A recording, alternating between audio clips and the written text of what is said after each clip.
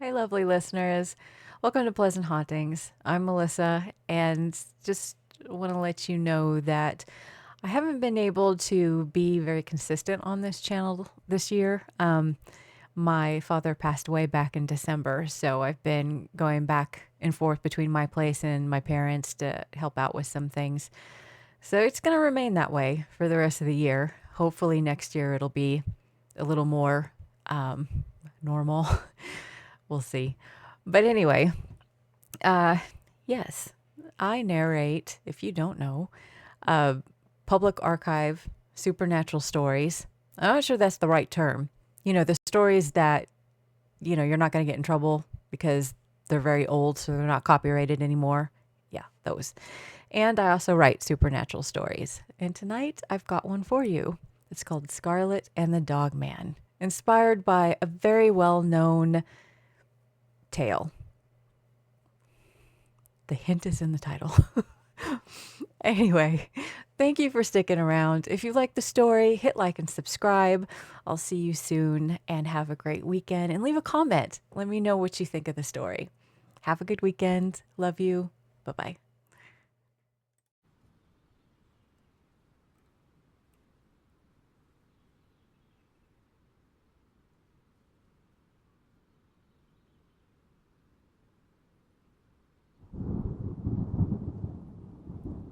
Oh, my little Scarlett, I can't wait to see you. It's been too long. I miss you too, Grandma.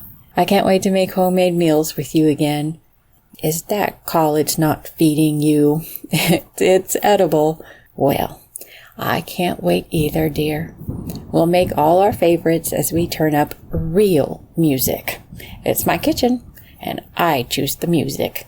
It was a phase. I still love rap, but I'm into Olivia Dean and Cannons now. You'll love it. Scarlett, honey, please arrive while it's light out for your safety. I don't sit on the porch at night anymore. Something big has been creeping around the cabin. Mitch told me a while back he shot at something big lurking around his sheep pen. I do believe it has moved on to my home. It's gotten some of the chickens. A coyote? What? No. Mountain lion? No. I don't know.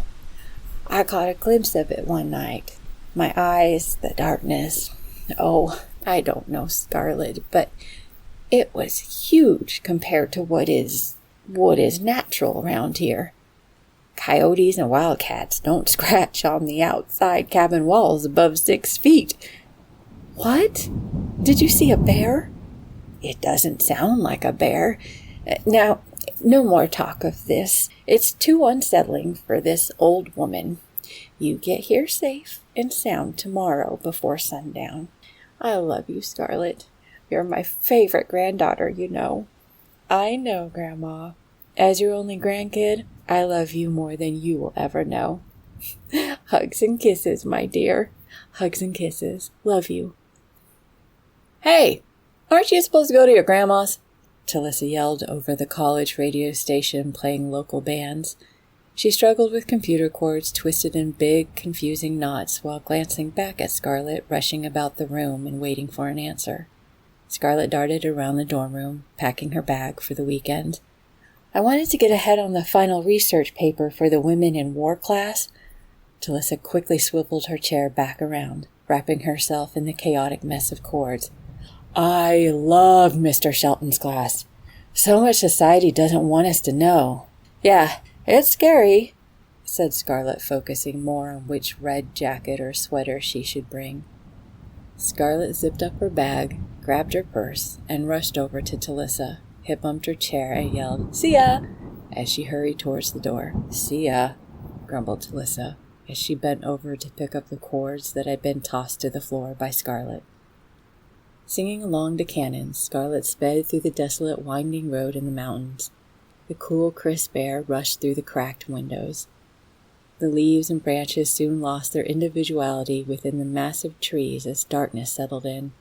Scarlett turned off the highway onto a little dirt road with an old wooden handmade sign at the entrance that read, "Grandma and Grandpa's place. we didn't get to this age being stupid. 2 small carved images of plump, spectacle-wearing grandparents adorned in mini hand-sewn fabrics of an apron for Grandma and overalls for Grandpa rippled softly in the light breeze. Each carved figure held a rifle with a cute grin on their face. Scarlett turned on her headlights to illuminate the dense night and slowly inched her way on the rocky and uneven road. Tree limbs softly brushed the car here and there as she made her way. She turned down the music and lowered her window to listen for something she saw dart in and out of her peripheral vision. It was large, but low to the ground.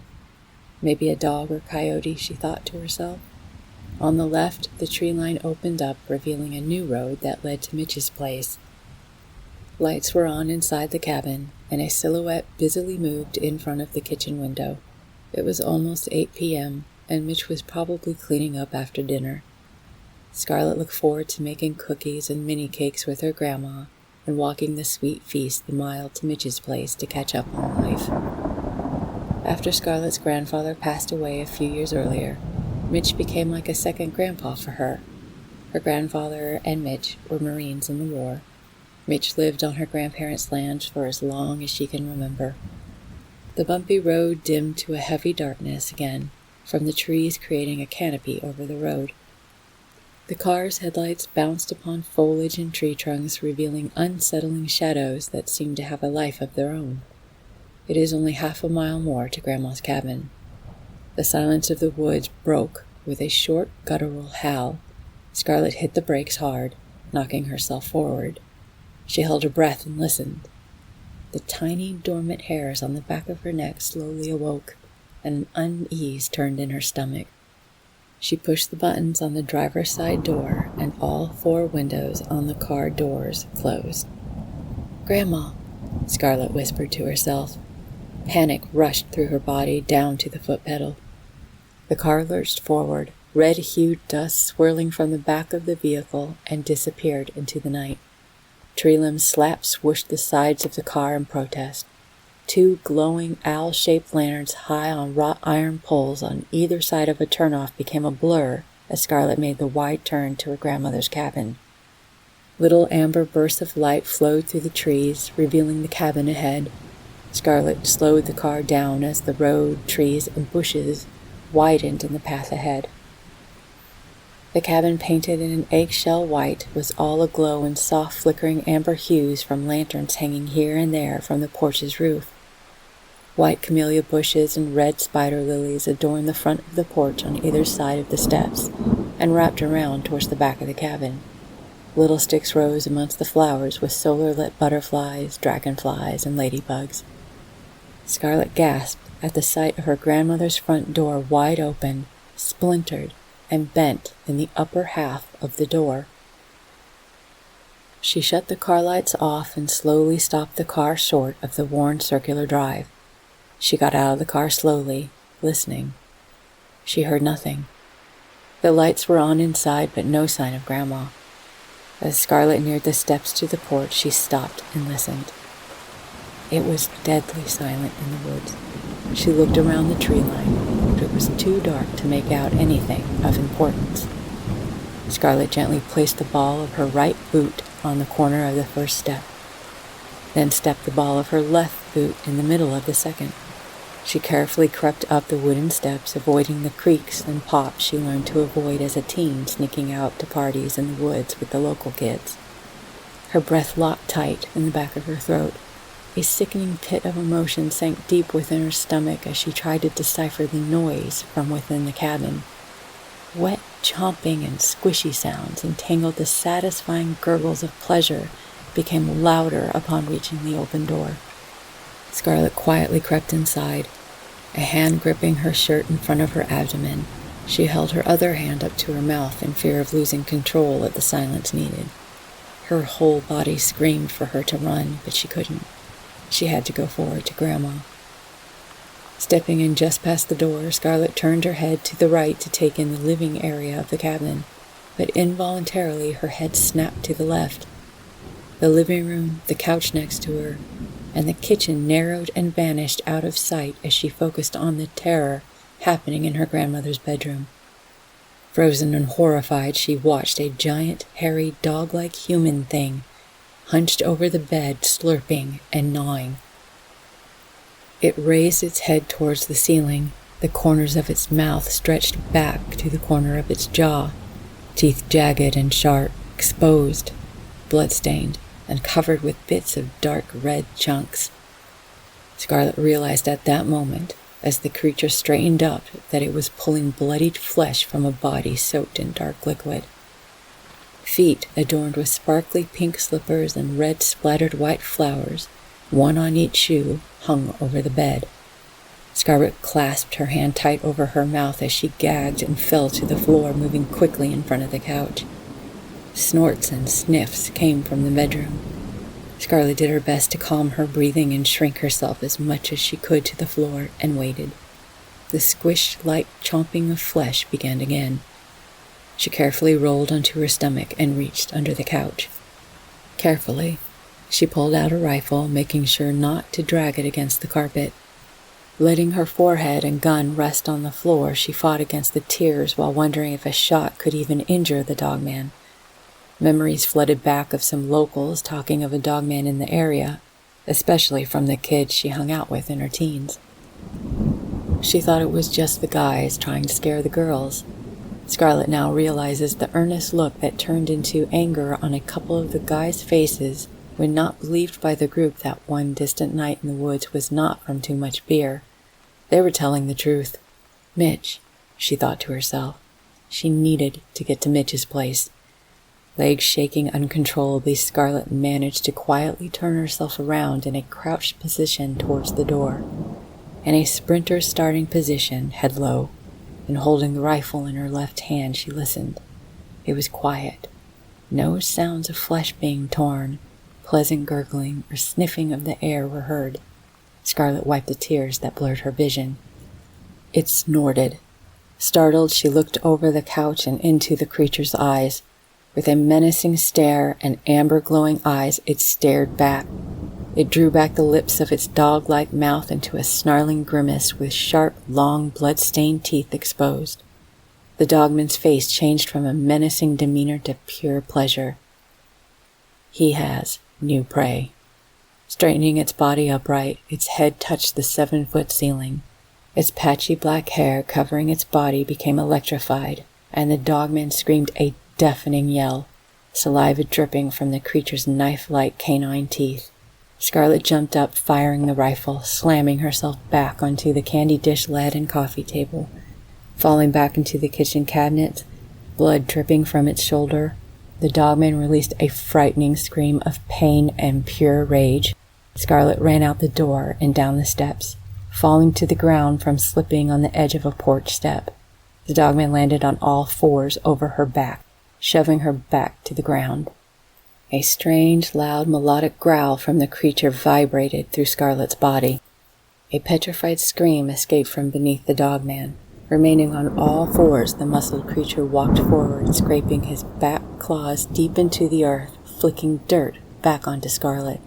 It turned to face Scarlett, sitting in a partial squat position, long human-like muscled arms resting on the ground beside its body. In its left hand, claws wrapped around the rifle. Shaking violently and stumbling, she got to her feet. It looked to be grinning, its eyes glowing just a bit brighter than before. Scarlett stared, unblinkingly frozen, unable to comprehend this beast with a man's legs, torso, and shoulders, but a wolf-like head slowly moving from side to side as if it were a curious puppy with a shit-eating grin. A rhythmic thumping broke the spell of terror she was under. It was tapping the butt of the rifle on the ground. Scarlett's stomach flipped as a rush of adrenaline shot through her body and the awareness of what was to come next. Excruciating pain, then death. The Dogman stared at her, narrowing its eyes. Its teeth-laden mouth transformed into an angry snarl. It lunged at Scarlett, chomping its mouth, the snap of its teeth echoing through the air. She rushed to her car, but as soon as she grabbed the handle, the Dogman landed on the roof of the sedan, denting the roof and frame of the driver's side door. Sensations of needle-like pain and scrapes overcame Scarlett's face as shards of glass shattered into her face. She fell back to the ground, avoiding fanged teeth snapping shut just in front of her. Scurrying up, she ran down the drive, screaming as loud as she could, hoping Mitch would hear her. Glancing back, she caught sight of the creature running upright like a hunched-over man into the woodline, where a vibrato howl vibrated through the air. Scarlett ran towards the end of the lane. The leaves of the trees waved in the breeze, flickering an amber glowing light ahead. She knew she was close to the end of the drive. With urgency and some comfort, she tried to run faster to get to the owl lanterns that lit the end of the drive. The canopy of trees over the road started to clear from the center, but at the end of the drive, looming between two glowing owls, stood the black, overly muscled silhouette of the Dogman, eyes glowing red. Scarlett gasped for air, stopping just a few feet from the Dogman. A horrific scream escaped her in hopes Mitch would finally hear her desperation for help. A deafening shot encompassed the air, startling the creature. In a flash, it was gone, back into the woods, howling and raging with sounds she had never before heard an animal make. Scarlett ran towards Mitch's place and screamed his name over and over. Bobbing frantically in the dark was a little light getting larger and larger. A voice behind the light, deep and raspy, yelled out to Scarlett. She fell into Mitch's arms, sobbing, shaking, and yelling, "It killed Grandma! It's huge! It's huge like a dog!" I know, Scarlett," Mitch stated calmly. Mitch pushed Scarlett aside and aimed his Magnum Remington rifle down the road towards a faint shadow standing tall and rocking back and forth. It howled, snorted, and barked odd noises that pulsed in the air. Mitch fired a shot at the creature, silencing the horrid sounds it was making. It fell back onto the ground, a dark mass whining and grunting in pain. Mitch focused an intense gaze through the scope and waited. Scarlett stood just behind him, shaking, quiet, and intensely watching the writhing, injured Dogman. The Dogman raised up from the ground, positioning itself on all fours. Mitch whispered, "Huh," to himself, surprised at what he thought he heard. The Dogman tapping a claw on a rock. The thing slowly walked towards them. Scarlett gasped, looking at Mitch, who stood unwavering and ready. The creature approached closer to them, still a black, muscled mass, making a low, deep, chattering sound. The eyes flashed between red and an amber hue. The Dogman's head became more visible, revealing strings of gummy liquid falling from its jaw. Scarlett moved behind Mitch, gripping the back of his shirt. The being rose on its legs, lifted its head towards the sky, and let out a reverberating howl into the night. Snapping its snarled face towards them, it charged with excessive speed. Mitch held firm, ready for a one-shot kill to the head. Mitch locked his sight between the Dogman's glaring red eyes and fired. A blinding blast of light flashed from the middle of the road, radiating towards the trees. Scarlett and Mitch uncovered their eyes. Mitch readied his firearm, backing into Scarlett, who grabbed the back of his shirt again. The road was dark and quiet, except for the canopy of leaves rustling from the slight breeze over the road. The Dogman was gone. "Where is it?" Scarlett asked nervously. "I don't know. I saw it looked like the light wrapped around it and took it." "What?" "I've seen a bright light light up the woods at night a couple of times. Then the howls would start." Mitch turned to Scarlett, looking her over. He took out a handkerchief from his pocket and wiped blood from the scrapes and cuts on her face. "We need to get inside," said Mitch, leading her back to his cabin. "I'm sorry about your grandma, sweetheart. I'll call some old Marine friends of mine to come out and help with this situation." Mitch glanced back down the dark road and led Scarlett to the steps of his cabin. "Why not the police?" asked Scarlett, who looked at Mitch with concern. Mitch wouldn't look at Scarlett. He pressed his lips, contemplating what to say. "Scarlett, you need to trust me and let my guys handle it." "Is it coming back?" Scarlett shuddered at the thought. Mitch stepped in front of Scarlett and opened the front door of his cabin for her as she glanced back towards the main road. As she walked in, he surveyed his property, the trees, the empty spaces between, and shut the thick wooden door covered in violent, deep gashes.